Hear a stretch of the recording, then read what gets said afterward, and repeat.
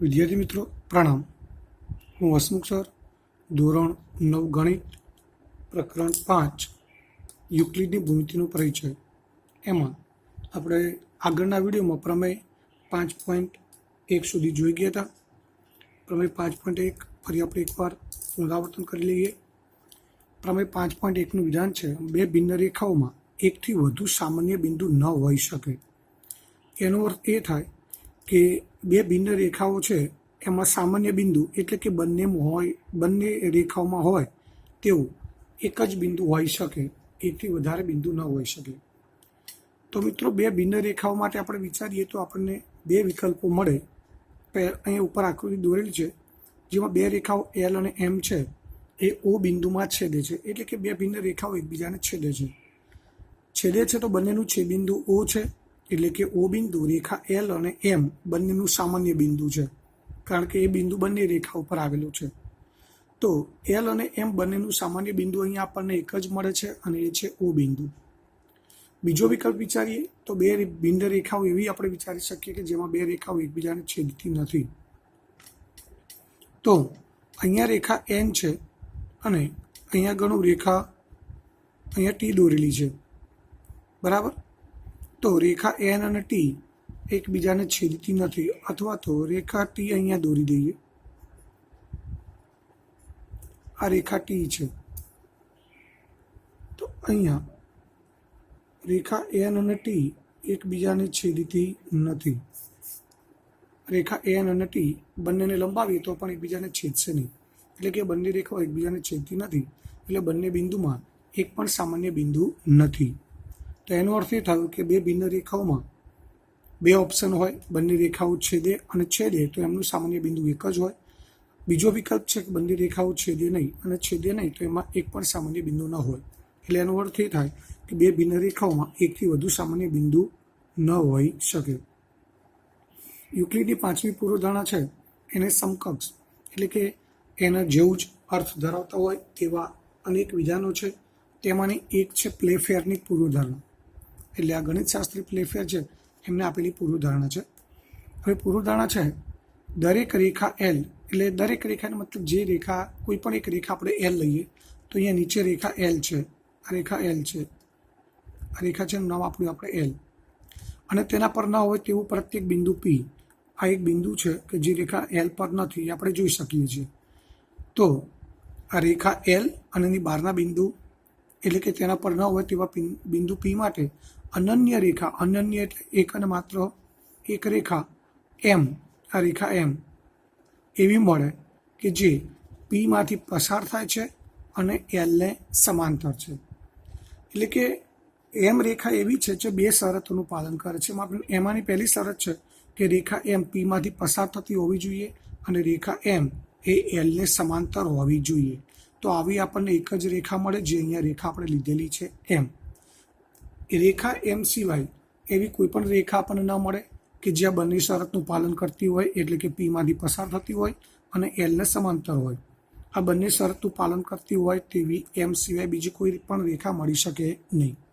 અહીંયા આપણે બીજી બે રેખાઓ છે આપણી પાસે, રેખા એન એ પણ પીમાંથી પસાર થાય છે પરંતુ એ એલને સમાંતર નથી, એટલે કે એક શરતનું પાલન કરે છે અને એ શરત કઈ કે પીમાંથી પસાર થાય છે, પરંતુ બીજી શરત છે એલને સમાંતર હોવી જોઈએ, એ શરતનું પાલન કરતી નથી। ત્રીજી રેખા છે ટી, તો રેખા ટી આપણે લઈએ તો રેખા ટી પીમાંથી પસાર થાય છે પરંતુ એલને સમાંતર નથી। ધારો કે કોઈ રેખા આપણે બીજી વિચારીએ,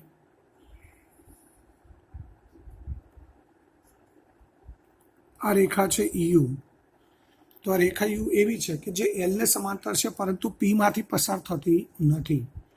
તો મિત્રો આની પરથી આપણને એટલી ખબર પડી જવી જોઈએ કે રેખા એલ અને તેની બહારનું બિંદુ પી માટે એક જ રેખા એમ એવી મળે જે પીમાંથી પસાર થતી હોય અને રેખા એલને સમાંતર હોય।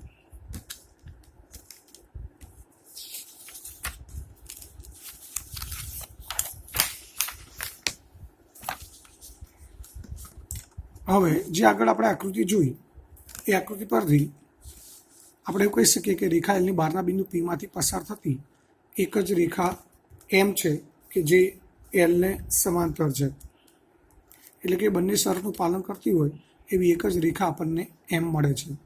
હવે આ પરિણામ છે એને નીચેના સ્વરૂપમાં પણ લખી શકાય અને આ પરિણામ તમને આગળ સમજાવી દીધું છે.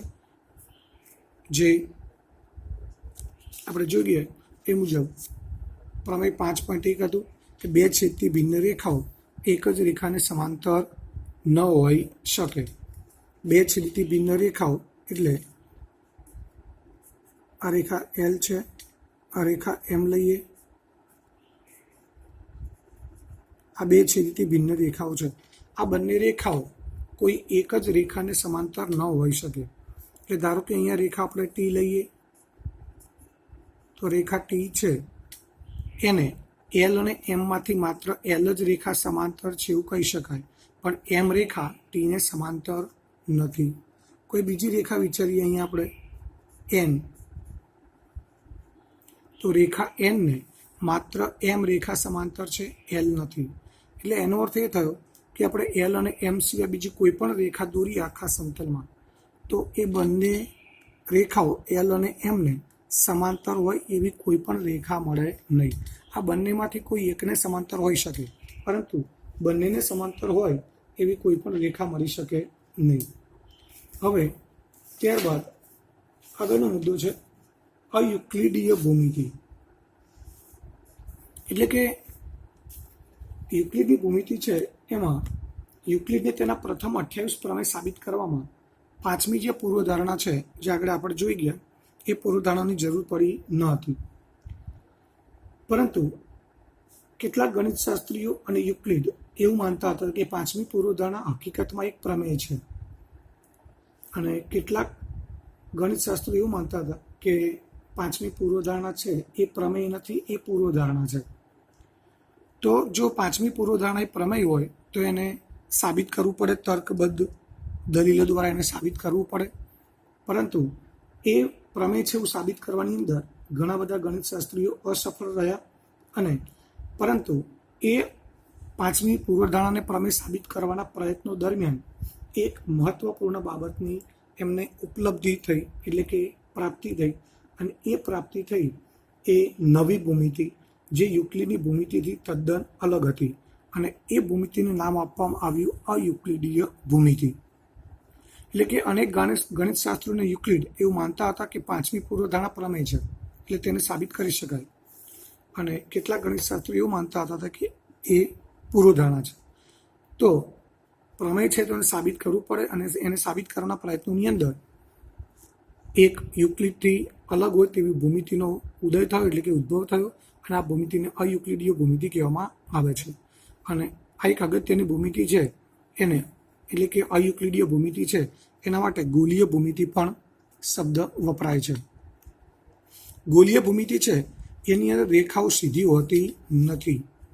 આપણે જાણીએ છીએ કે રેખા હંમેશા સીધી જ હોય, પરંતુ અયુક્લિડીય ભૂમિતિની અંદર રેખાઓ સીધી હોતી નથી. એ કેવી રીતે? તો અહીંયા એક ગોલકની આકૃતિ દોરી હું તમને સમજાવું છું. આ એક ગોલક છે. ગોલકની અંદર આપણે એની ઉપર ગમે તે રીતે રેખા દોરીએ તો એ રેખા વક્રાકાર જ હશે, સીધી નહીં હોય. અહીંયા કોઈ બિંદુ આપણે ઉપર લઈએ, એ બિંદુને અહીંયા વક્રાકાર સપાટી છે, આપણે પૃથ્વીના ગોળા તરીકે આને કલ્પના કરીએ તો આ વિષુવવૃત્ત છે, વિષુવવૃત્તીય રેખા છે. અહીંયા બિંદુ લઈએ બી, અહીંયા સી બિંદુ લઈએ, તો એ બિંદુને બી સાથે જોડીએ તો એ જોડતી જે રેખા મળશે એ રેખા આપણને સીધી મળશે નહીં, આ રીતે વક્રાકારે હશે. તો હવે અહીંયા આપણે જોઈ શકીએ છીએ કે અહીંયા જે ત્રિકોણાકાર આકૃતિ દેખાય છે ABC, એમાં આ જે ખૂણાઓ છે એ બંને ખૂણાઓ 90થી મોટા છે. આ બંને ખૂણાઓ 90થી મોટા છે તો એ બંનેનો સરવાળો પણ 180થી વધારે થઈ જાય. આ બે જ ખૂણાનો સરવાળો 180થી વધારે થતો હોય તો આ ત્રણે ત્રણ ખૂણાનો સરવાળો કરીએ, ખૂણો A, B અને C, તો એ ત્રણેય ખૂણાનો સરવાળો 180થી વધારે થઈ જાય.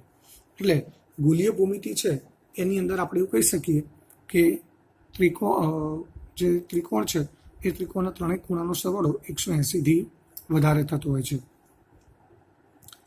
અને ગોલીય ભૂમિતિમાં રેખાઓ સીધી હોતી નથી, રેખાઓ દીર્ઘ વર્તુળનો ભાગ હોય. દીર્ઘ વર્તુળ એટલે આપણે આજે આ વિષુવવૃત્તની કલ્પના કરીએ તો એ એક પ્રકારનું વર્તુળ છે, આ વિષુવવૃત્ત એક પ્રકારનું વર્તુળ છે, એના ભાગ હોય. આને પણ આ રીતે આ વર્તુળનો એક ભાગ છે, આ પણ વર્તુળનો ભાગ છે. એટલે એવું કહી શકાય કે ગોલીય ભૂમિતિની અંદર રેખાઓ સીધી હોતી નથી, પરંતુ રેખાઓ દીર્ઘ એટલે કે મોટા વર્તુળોના ભાગ હોય છે.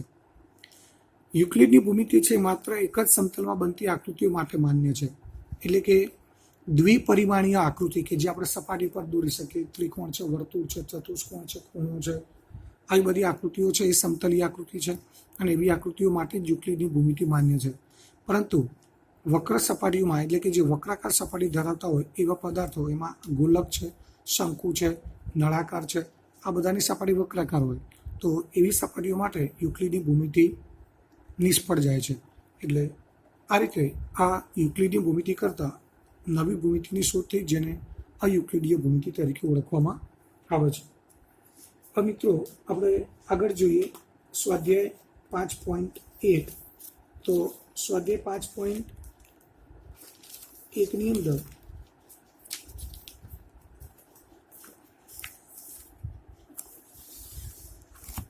અહીંયા સ્વાધ્યાય 5.1 છે, એનો પ્રશ્ન 1 છે, નીચે આપેલા વિધાનોમાંથી કયા વિધાનો સત્ય છે અને કયા વિધાનો અસત્ય છે તે જણાવો અને તમારા જવાબ માટે કારણો આપો. તો પહેલું વિધાન છે, એક બિંદુમાંથી પસાર થતી માત્ર એક જ રેખા દોરી શકાય. તો તમને કોઈ એક બિંદુ આપેલું છે, હવે આ બિંદુમાંથી આપણે રેખાઓ પસાર કરવી છે. તો આ એક રેખા, આ બીજી રેખા, ત્રીજી રેખા, ચોથી રેખા, આવી અસંખ્ય રેખાઓ પસાર કરી શકાય, જે અહીંયા આકૃતિમાં આપેલી છે. અહીંયા એક બિંદુ પી છે અને પીમાંથી પસાર થતી અહીંયા ઘણી બધી રેખાઓ દોરેલી છે. આ ઉપરાંત પણ અહીંયા વચ્ચે ઘણી બધી બીજી રેખાઓ આપણે દોરી શકીએ. એટલે એવું કહી શકાય કે એક બિંદુમાંથી અસંખ્ય રેખાઓ પસાર થાય છે, એટલે ઉપરનું વિધાન અસત્ય છે. અને એનું કારણ આપણે આ રીતે આકૃતિ દોરીને સમજાવી શકીએ કે ઉપર બિંદુ પી છે, પીમાંથી અસંખ્ય રેખાઓ પસાર થાય છે, એટલે આ વિધાન અસત્ય છે. ત્યારબાદ એનો પ્રશ્ન નંબર 2 છે, બે ભિન્ન બિંદુઓમાંથી પસાર થતી અસંખ્ય રેખાઓ હોય.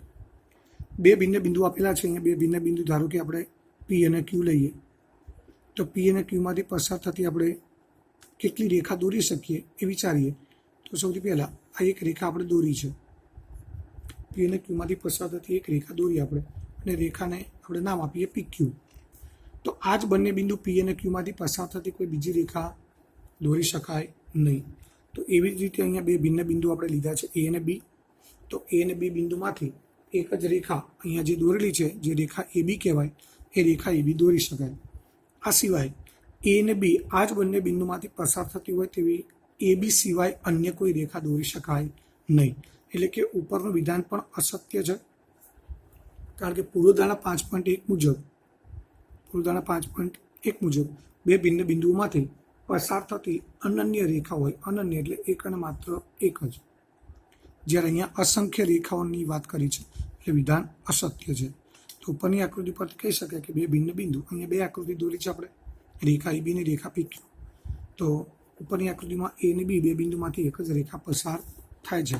આથી કહી શકાય કે વિધાન 2 પણ અસત્ય છે.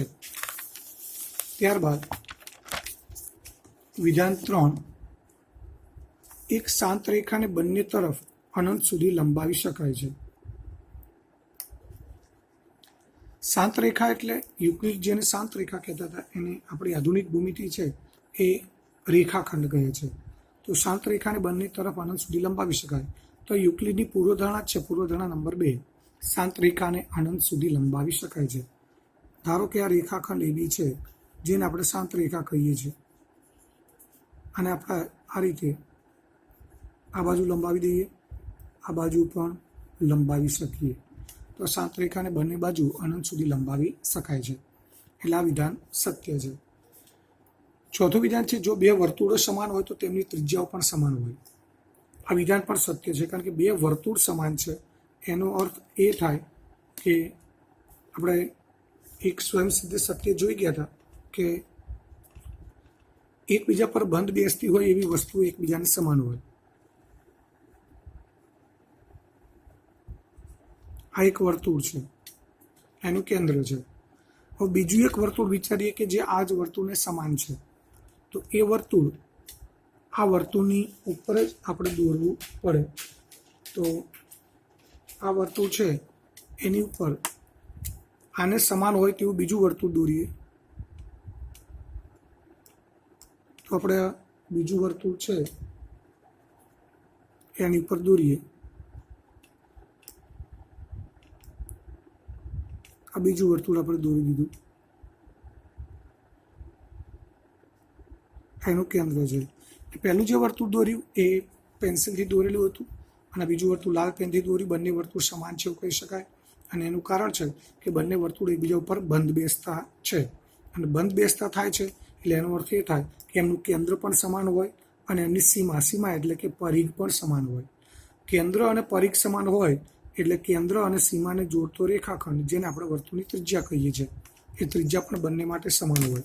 પહેલાં જે વર્તુળ દોર્યું હતું એની ત્રિજ્યા પણ આ છે અને રેડ પેનથી વર્તુળ દોર્યું એની ત્રિજ્યા પણ આ જ ગણાય. એટલે કે બંને વર્તુળની ત્રિજ્યાઓ પણ સમાન છે. એટલે વિધાન 4 પણ સમાન છે. ત્યારબાદ વિધાન 5, નીચેની આકૃતિમાં જો AB બરાબર PQ અને PQ બરાબર XY છે તો AB બરાબર XY. તો અહીંયા 3 રેખાખંડો છે. રેખાખંડ AB છે, રેખાખંડ PQ છે, રેખાખંડ XY છે. રેખાખંડ ABની લંબાઈ અને PQની લંબાઈ સરખી છે તથા PQની લંબાઈ અને XYની લંબાઈ સરખી છે. એટલે આનો અર્થ એ થયો કે રેખાખંડ AB અને રેખાખંડ XY એ બંને રેખાખંડ PQને સમાન છે. એટલે કે એક જ વસ્તુને સમાન આ બે વસ્તુઓ છે. તો સ્વયંસિદ્ધ સત્ય 1, જે આપણે યુક્લિડના સ્વયંસિદ્ધ સત્યમાં જોઈ ગયા હતા કે સ્વયંસિદ્ધ સત્ય 1 એવું હતું કે એક જ વસ્તુને સમાન હોય તેવી બે વસ્તુઓ એકબીજાને પરસ્પર સમાન હોય. એટલે કે રેખાખંડ AB અને XY એ બંને રેખાખંડો PQને સમાન છે. તો AB અને XY પણ સમાન જ હોય. આ સ્વયંસિદ્ધ સત્ય 1 અનુસાર આપણે કહી શકીએ. ત્યારબાદ પ્રશ્ન નંબર 2 છે. પ્રશ્ન 2 છે કે નીચે આપેલા પદોની વ્યાખ્યા આપો અને તેના માટે કોઈ એવા પદ છે જેને વ્યાખ્યાયિત કરવાની જરૂર છે તો એ કયા છે અને તમે તેને કેવી રીતે વ્યાખ્યાયિત કરશો એ આપણે જણાવવાનું છે. તો અહીંયા કેટલાક પદો આપેલા છે. એમાં પહેલું પદ છે સમાંતર રેખાઓ, લંબ રેખાઓ, રેખાખંડ, વર્તુળની ત્રિજ્યા અને ચોરસ. આ 5 પદો આપેલા છે. હવે આ 5 પદો છે તો એની આપણે વ્યાખ્યા આપવાની છે અને એમની વ્યાખ્યાની અંદર એવા જે પદો આવતા હોય જેને વ્યાખ્યાયિત કરવાની જરૂર હોય તો એને આપણે વ્યાખ્યાયિત કરવાના છે. તેમાં સૌથી પહેલાં આપણે લઈએ સમાંતર રેખાઓ. તો સમાંતર રેખાઓ કોને કહેવાની વ્યાખ્યા જોઈએ કે સમાંતર રેખાઓ ત્યારે જ કહેવાય કે જ્યારે બે રેખાઓ એકબીજાને છેદતી ન હોય, પરંતુ એ બંને રેખાઓ એક સમતલમાં હોવી જરૂરી છે. આ કાગળ એક સમતલ છે, એની અંદર આ બે રેખાઓ આપણે દોરીએ. આ રેખા છે L, આ રેખા છે M. આ બંનેને બંને બાજુ ગમે ત્યાં સુધી અનંત સુધી લંબાવીએ તો એ બંને રેખાઓ L અને M, બે રેખાઓ છે L અને M, એક જ સમતલમાં આવેલી છે અને બંનેને અનંત સુધી લંબાવી તો એકબીજાને છેદશે નહીં. એટલે કહી શકાય કે આ બંને રેખાઓ સમાંતર છે. એટલે એક જ સમતલમાં આવેલી બે રેખાઓ પરસ્પર છેદતી ન હોય તો તેમને સમાંતર રેખાઓ કહેવાય. લંબ રેખાઓ, જે બે રેખાઓ છેદતી હોય પણ પરસ્પર કાટખૂણે છેદતી હોય. આ રેખા L, આ રેખા M છેદે છે પણ જ્યાં છેદબિંદુ છે ત્યાં ખૂણો 90 બને છે, કાટખૂણો બને. એટલે બે રેખાઓ પરસ્પર કાટખૂણે છેદે તો તેમને લંબ રેખાઓ કહેવાય. રેખાખંડ, બે અંત્યબિંદુ ધરાવતો રેખાનો ભાગ. અહીં આગળ આ રેખા છે AB, એમાં આટલો ભાગ આપણે લઈ લઈએ જેના અંત્યબિંદુ A અને B છે. આ A અને B, આ રેખાનો આટલો ભાગ આપણે અહીં લઈ લઈએ તો જે બે અંત્યબિંદુ ધરાવે છે તો બે અંત્યબિંદુ ધરાવતો અને આ રેખાખંડ AB એ આ રેખાનો જ એક ભાગ છે. રેખામાંથી જ આપણે આટલો ભાગ લીધેલો છે. તો બે અંત્યબિંદુ ધરાવતા રેખાના ભાગને રેખાખંડ કહે છે. ત્યારબાદ વર્તુળની ત્રિજ્યા. તો વર્તુળના કેન્દ્ર અને પરિઘ પરના કોઈ પણ બિંદુને જોડતા રેખાખંડને વર્તુળનું કેન્દ્ર અને વર્તુળના પરિઘ પરનું બિંદુ, આ વર્તુળનું કેન્દ્ર છે અને આ વર્તુળના પરિઘ પરનું કોઈ બિંદુ, એ બંનેને જોડતું રેખાખંડ, એને આપણે વર્તુળની ત્રિજ્યા કહીએ છીએ. ત્યારબાદ આગળની વ્યાખ્યા છે આકારનું પદ છે ચોરસ. ચોરસના ગુણધર્મો આપણે જાણીએ છીએ, અથવા ચોરસની આકૃતિ પણ આપણે જાણીએ છીએ કે જે ચોરસ એક ચતુષ્કોણ જ છે, જેના ચારે ખૂણા અને ચારે બાજુઓ સમાન હોય છે. તો એક ચોરસ બની ગયો ABCD. એની ચારે બાજુઓ સમાન છે અને ચારે ખૂણા પણ સમાન છે, કારણ કે ચારે ખૂણા કાટખૂણા છે. ચારે બાજુના માપ પણ સમાન છે. તો જે ચતુષ્કોણની ચારે બાજુઓ સમાન હોય તથા ચારે ખૂણાઓ સમાન હોય તેવા ચતુષ્કોણને ચોરસ કહે છે. તો ઉપરની જે પદોની આપણે વ્યાખ્યા આપી એની અંદર રેખા, સમતલ, કાટખૂણો, વર્તુળનું કેન્દ્ર, પરિઘ અને ચતુષ્કોણ આ બધાને વ્યાખ્યાયિત કરવાની જરૂર છે, કારણ કે આ પદો વ્યાખ્યાયિત કરવા પડેલા છે. પરંતુ રેખા અને સમતલ એ અવ્યાખ્યાયિત પદ છે, જે આગળના વિડીયોમાં આપણે જોઈ ગયા હતા કે ભૂમિતિની અંદર 4 અવ્યાખ્યાયિત પદો છે: એક બિંદુ, રેખા, સમતલ અને અવકાશ. તો એમાં રેખા અને સમતલ આ જે 1, 2, 3, 4, 5 અને 6 પદો છે, એમાં રેખા અને સમતલ અવ્યાખ્યાયિત પદો છે, એટલે એને વ્યાખ્યાયિત કરી શકાય નહીં.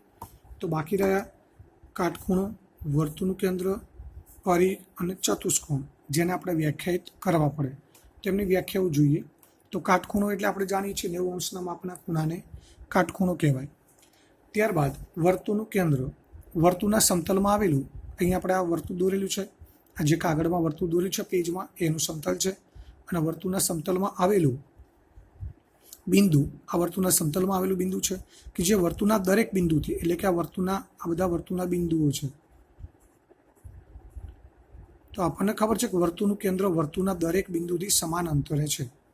તો વર્તુળના કેન્દ્રની વ્યાખ્યા થશે કે વર્તુળના સમતલમાં આવેલું બિંદુ જે વર્તુળના દરેક બિંદુથી સમાન અંતરે હોય તે બિંદુને વર્તુળનું કેન્દ્ર કહે છે.